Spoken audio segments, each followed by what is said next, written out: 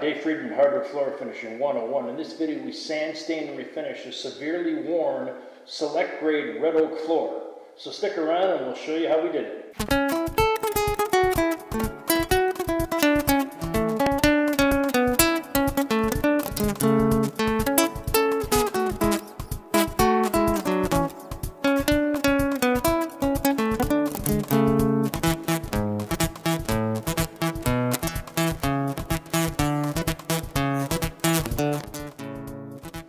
Pre-sand walkthrough here. So this floor is in dire need of sanding. Let's see how we can bring this oak floor back to life.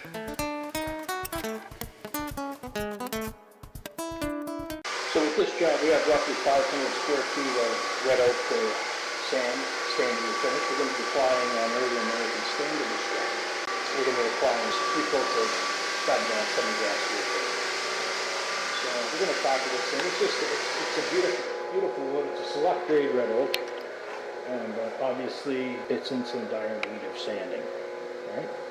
So we're going to work our magic on this baby. And we're going to get it looking real sharp. Stick around, and we will show you how we do it. So with this job, we're going to start with the 40 wood on the drum, and we're going to progress to the 60 wood. And we're going to edger 60 then 100 wood. We're going to remove all the edger lines with the palm sander and hand scraper. We're going to hand scrape underneath all of these cabinets in the kitchen area. And we're going to hand sand all of those areas as well with the edger line each. And that's the process for the sanding right now.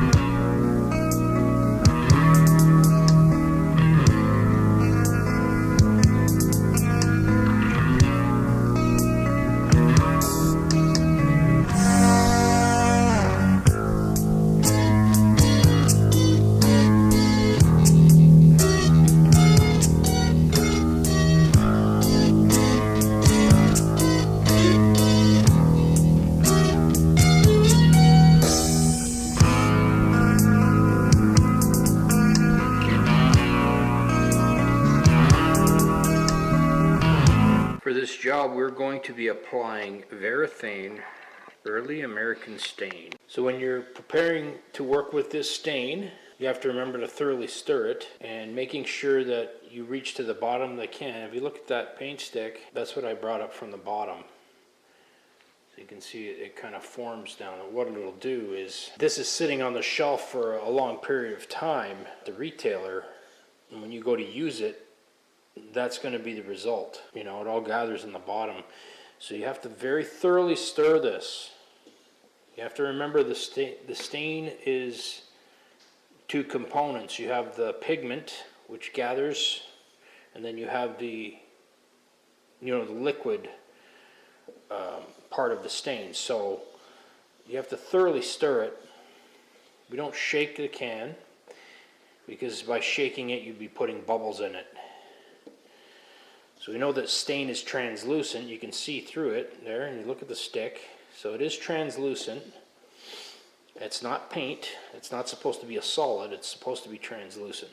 Just realize that it's very important to thoroughly stir it, making sure you reach into the bottom of that can where the bottom surface meets the edges, and you bring up all of that pigment. So you're going to take a few minutes to do this per can, which is fine. So even when you have filled your tray with the stain, you want to regularly stir the tray as well. And you want to make sure that the stain, the pigment is always into the mixture, and you just get a much more even stain application. Because if you don't do this, then what you end up having is the top is is a lot clearer, and the bottom becomes a lot darker in the can. So as you distribute it and use it, you're going to have inconsistencies in your stain application. That's an important point to remember. If you don't stir it properly and thoroughly, you could end up with, when you get to the bottom of the tray, if you're not adding to it regularly, then you'll have a darker sections in your staining job, and it won't look good. So take your time when you're staining. Don't rush through it. Make sure everything is ready. I like to pre-prepare all of my stain beforehand. So that way when I'm in the staining process on the floor, I'm not stopping for 10, 15 minutes to prepare a can. I like to have it all ready and give it a quick stir and then start using it. So just keep that in mind. This is a lighter stain.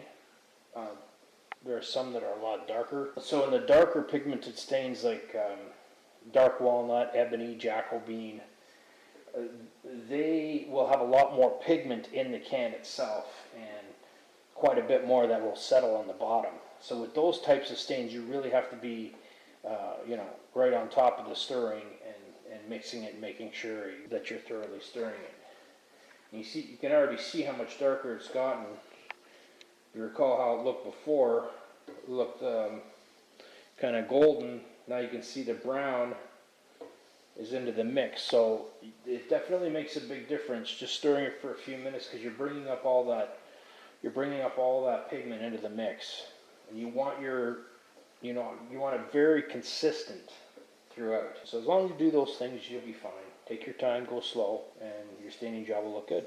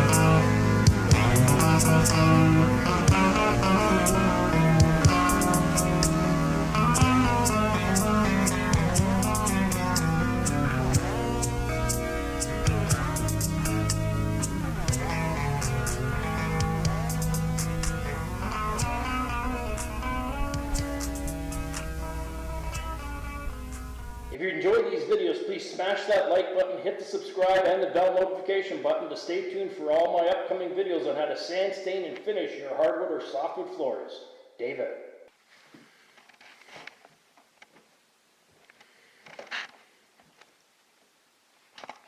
We're back the following day. Stain is dry.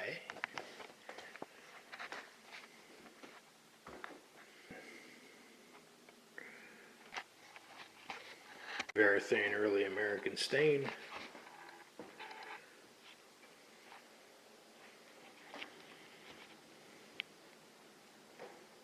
We're going to be applying 3 coats of Fabulon Semigloss urethane.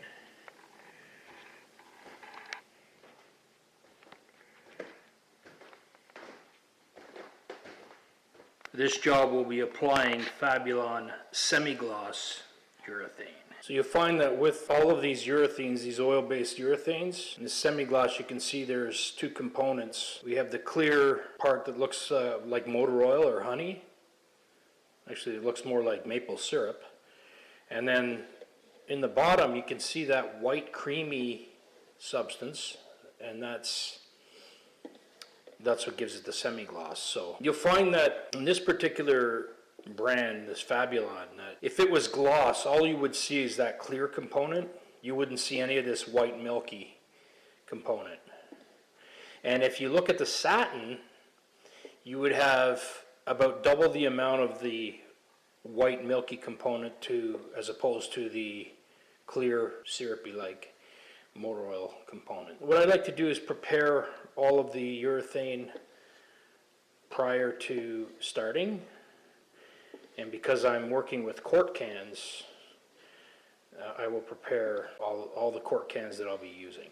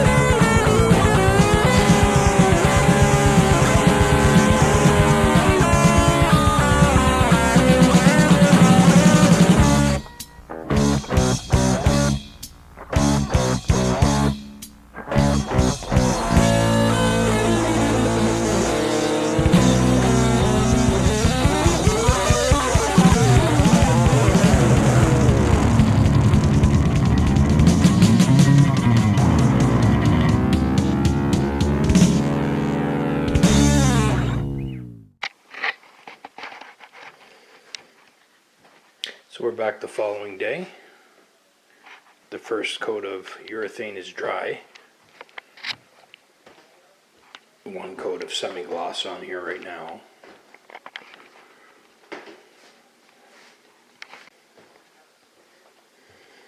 So I will be screen sanding, vacuuming, tacking, and then applying the 2nd coat of urethane.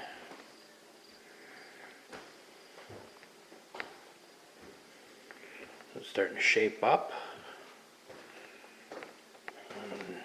A night and day difference from what it looked like before.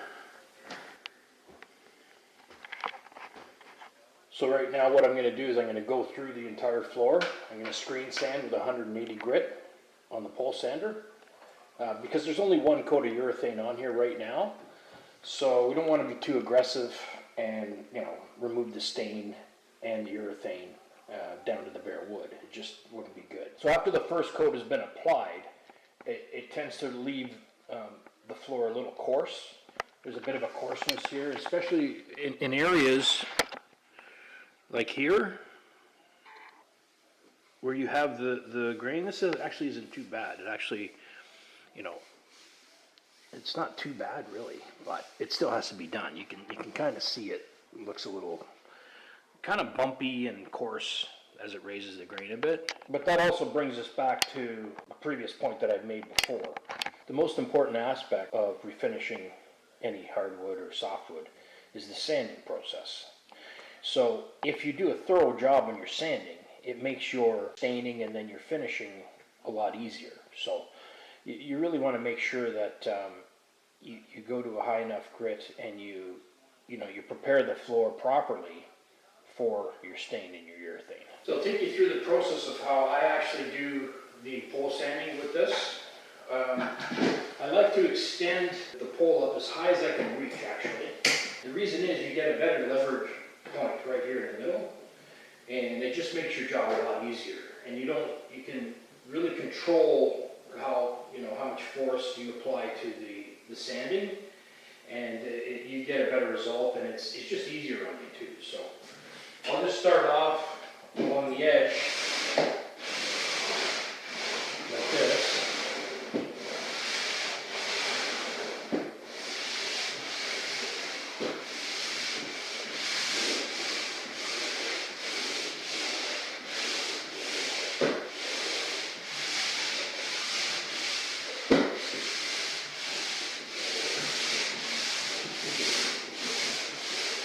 So you can see the result of just doing a little bit of the screen sanding, how it changes the appearance. It's getting white and powdery.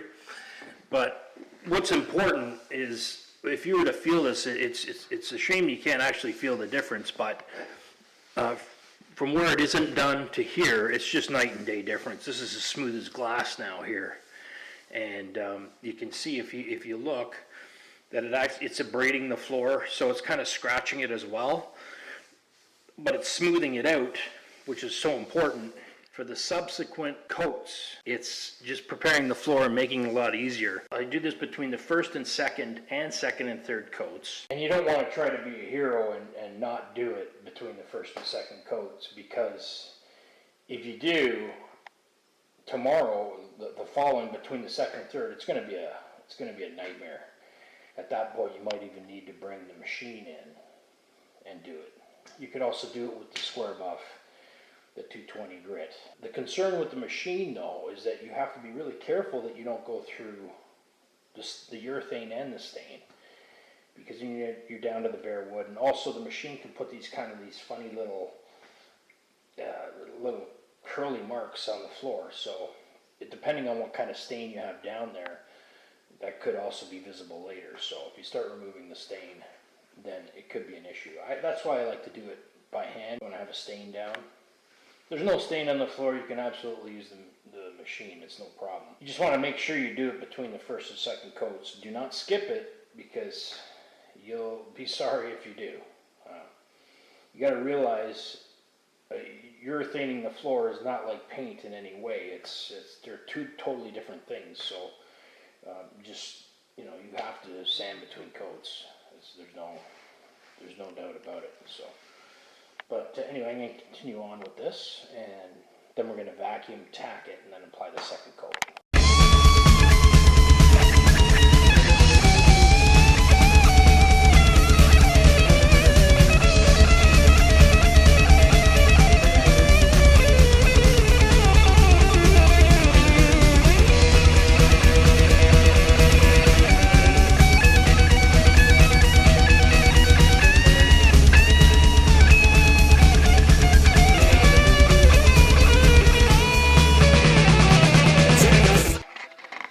Okay, so I finished screen sanding.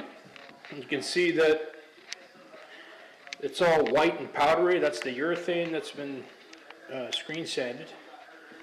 So this is a totally normal part of the process. You should actually see this all over your floor before you start vacuuming. So now I'm going to take some time. I'm going to vacuum it all up. Then we're going to tack it, and then we'll be ready to apply the next coat.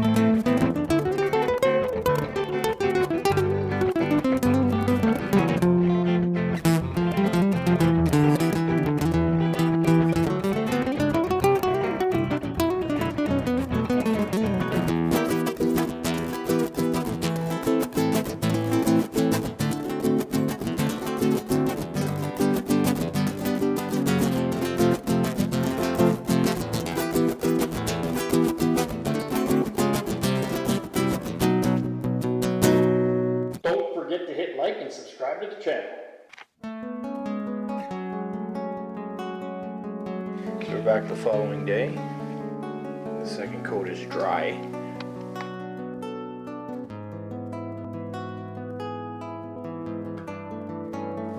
Got early American stain. Right now it has 2 coats of Semigloss urethane.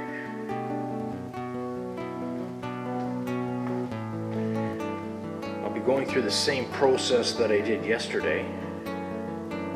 Screen sanding, vacuuming, tacking, and then applying the 3rd coat of urethane.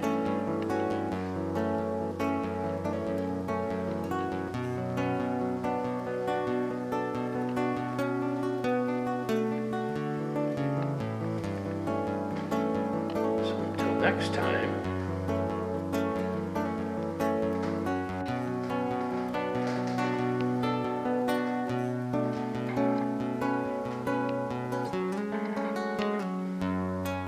happy sanding.